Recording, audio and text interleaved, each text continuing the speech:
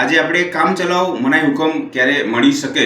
તેના વિશે વિગતે જાણીશું। જ્યારે અદાલતને સોગંદનામા અથવા પુરાવા દ્વારા ખાતરી થાય કે દાવાવાળી મિલકત એટલે વાદીએ જે મિલકત ઉપર દાવો કર્યો હોય તે મિલકત દાવાવાળી મિલકતને નુકસાન થવાની અથવા બગાડ થવાની શક્યતાઓ રહેલી હોય,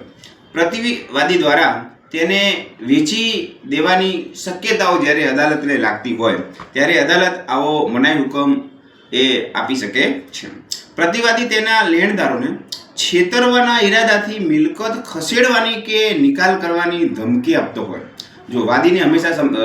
મિલકત ઉપર ધમકી મળતી હોય કે ભાઈ આ મિલકત હું એને ખસેડી દઈશ અથવા એનું વેચાણ કરી દઈશ અથવા તબદીલ કરી દઈશ, ત્યારે પણ અદાલત સાધનિક દસ્તાવેજી પુરાવાને આધારે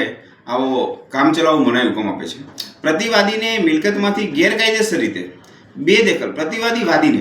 હવે જ્યારે વાદી અને પ્રતિવાદી તો આપણે ખ્યાલ છે કે જે વાદીની જે દાવો કર્યો છે